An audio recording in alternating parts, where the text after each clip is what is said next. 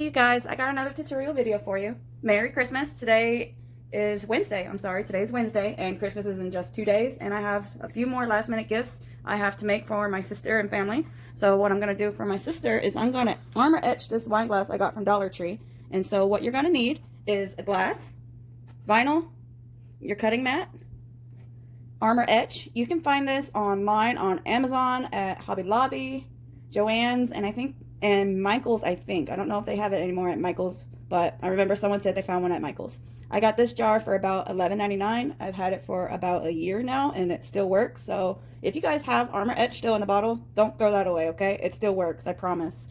Okay, so I got my armor etch, I got my stencil brush, and my alcohol swab to keep the wine glass clean before I do the application. So I'm going to take you guys over to the computer, and I'm going to show you my design and how to set it up for stencil. Okay, so here we are at my design. This is the trace that I did off of Google Images. I don't own it, so I just traced it, and I don't plan on reselling it, so I don't need to have the rights for it. So we want it like this, not like this, because it's a stencil with armor etch, and if you get it on any excess material, it's not going to go on the glass. So that's why I have this square around it. Oops, go back. Okay, so what you're going to want to do is, this is about the size that I want to do. I'm going to take my create a shape, that's going to be your drawing tool, that's going to be on the left hand side, and click the rectangle or square, depends on your screen. Draw it over the T, push escape to click off of it. You're going to want to click the square, and you're going to want to change the color. So I'm going to change the color to black. Now don't freak out, it's fine, I promise.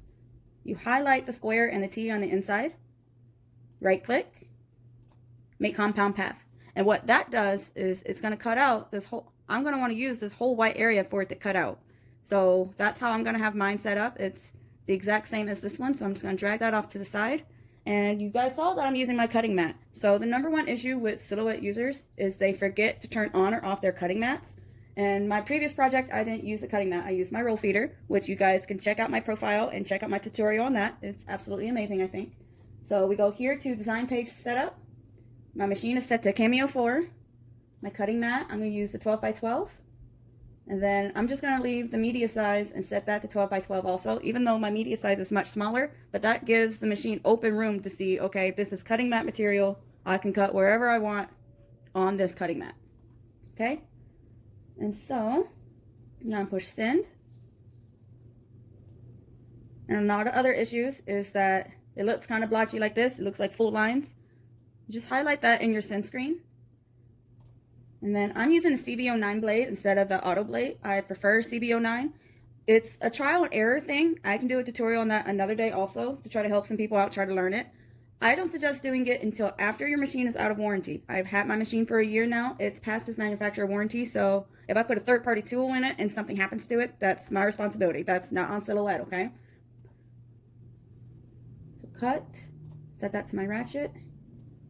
Do it again. There it goes. So set that down to force of 5, speed of 3, and turn on my crosscut.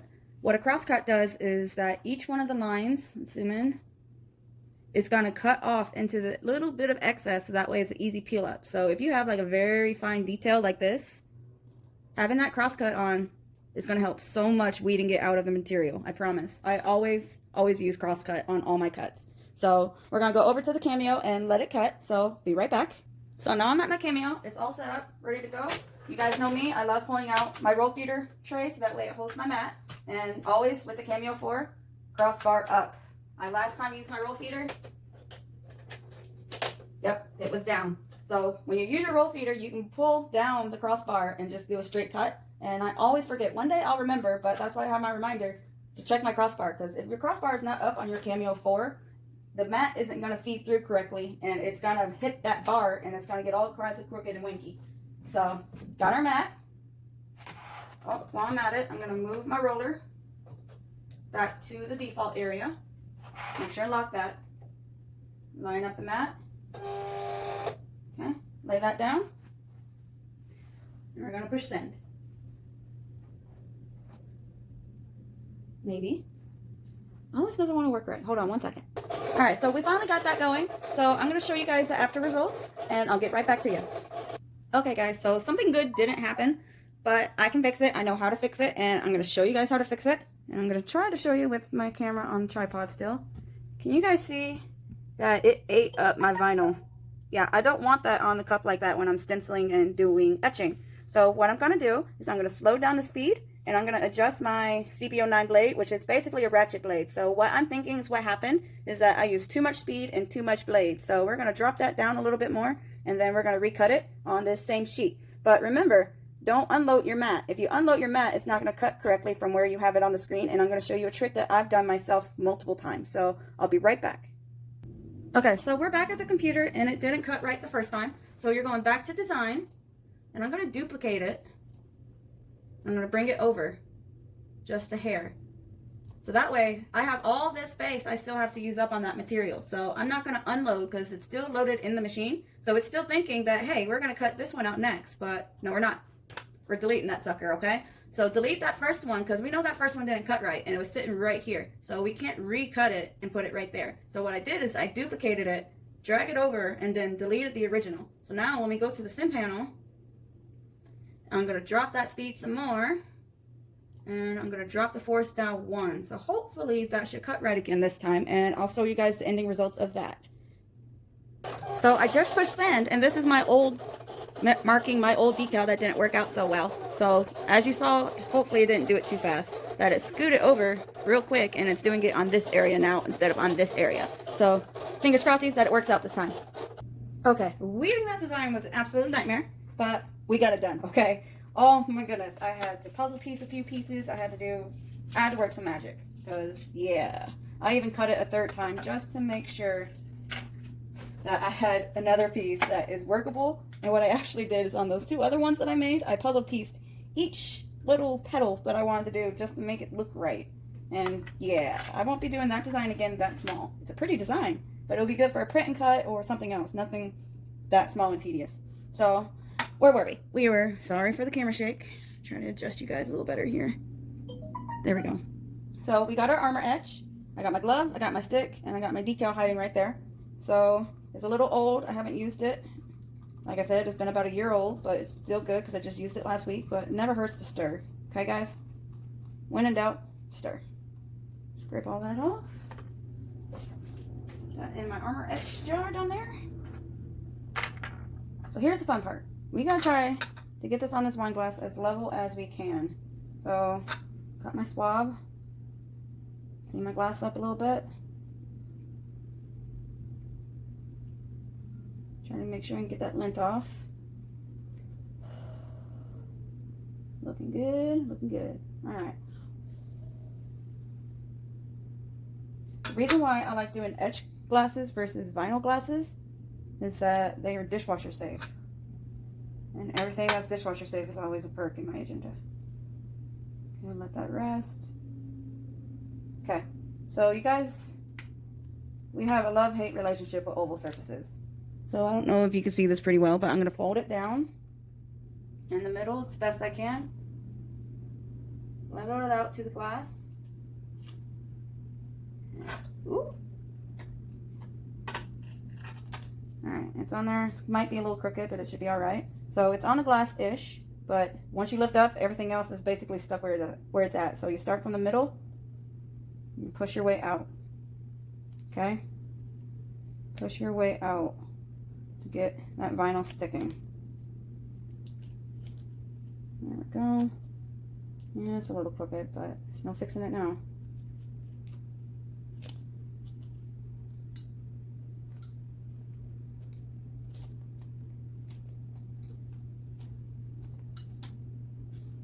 Alright, that's going to be a pain in my butt today, it looks like.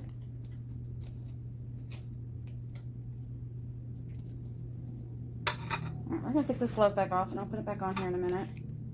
I'm going to have to inch it. It doesn't want to come up or stay down.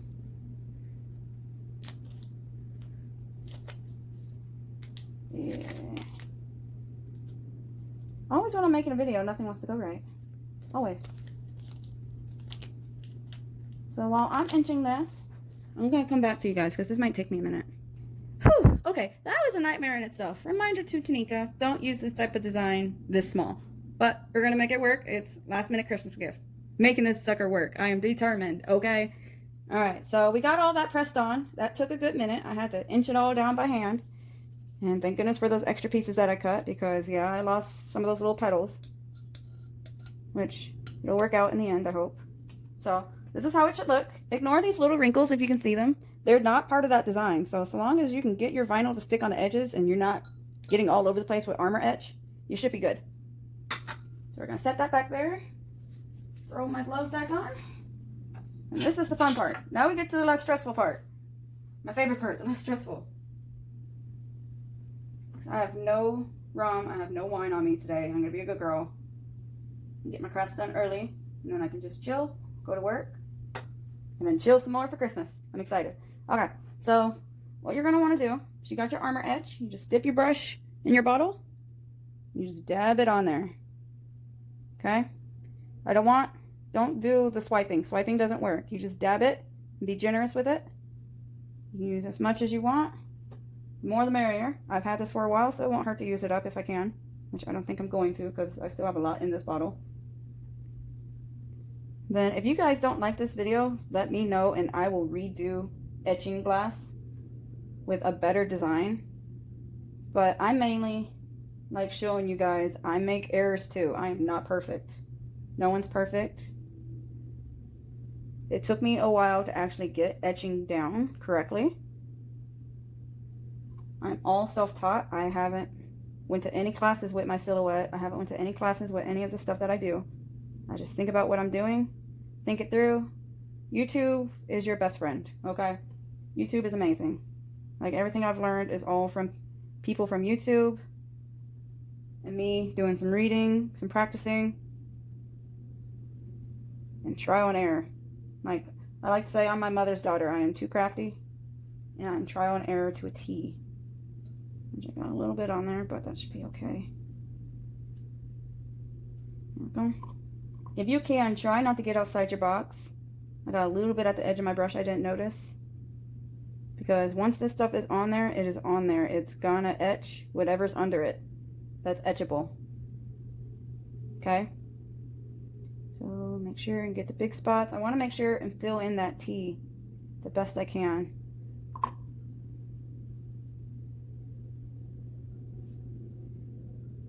There we go. Alright, that shouldn't be too bad.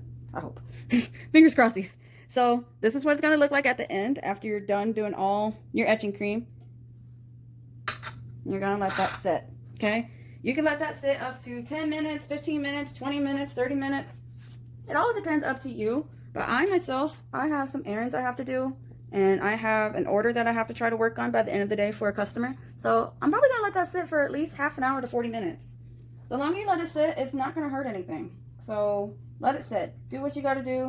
Take a breather, watch some TV. You do you, okay? So let that sit for a little while. Set a timer. Or just come back to it if you remember. I'm probably going to set a timer to about 45 minutes, like I said. Get some errands done, do an order. Try to do what I can do, because I got to gift this, I think, tomorrow. Tomorrow or Christmas. I don't know when I'm going to gift it to her, but I got plenty of time to let it sit. So I'm going to get back to you guys as soon as that's done setting to show you the rinse off process, the peeling process, and show you what it looks like. So we'll see you guys later. All right, guys, I'm back. So we're here at the sink. And what you're going to do is you're going to want some warm water.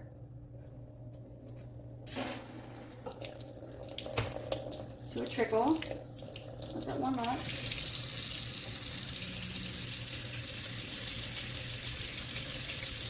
Come on.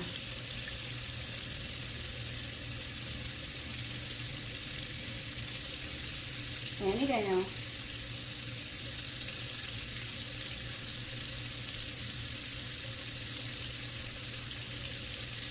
There it goes. Okay. Sorry that took so long. Usually my hot water is like instant.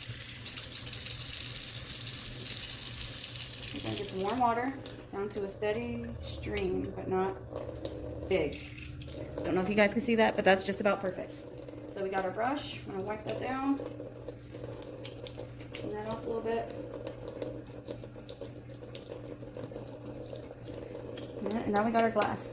So if all went well, everything etched the way it should have. So we're going to put that under, just brush it slowly away.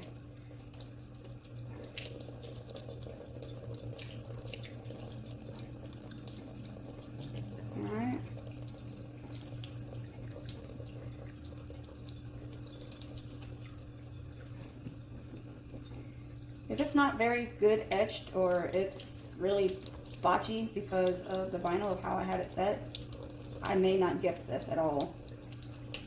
I am a little worried. While I have it under the running water, these little pits, I'm just going to have those go down the sink. It's not going to hurt nothing. Ooh, it turned out nice though. I can already see some of it. Alright, you guys, I might not be too worried. So that's all rinsed off. Pillow it. Oh my gosh, I love it. I need to make me one of these. Okay, hold on, you guys. I got to show you guys this. Alright, you guys, here she is. Look at that. All that paint and weeding. And it turned out exactly how I wanted it. I am happy with it. I'm super excited that this turned out great. That's not rubbing off. It's dishwasher safe. It's perfect for what I need it to do. I made her this. And like I said, if you guys wanted to let that rest, I also got that made for her while this was setting. So it's just a simple last minute Christmas gift idea to do. Get some Dollar Tree wine glasses, some of your vinyl, and there we are. So I hope you guys have a Merry Christmas. And if I don't make another video, Happy New Year's.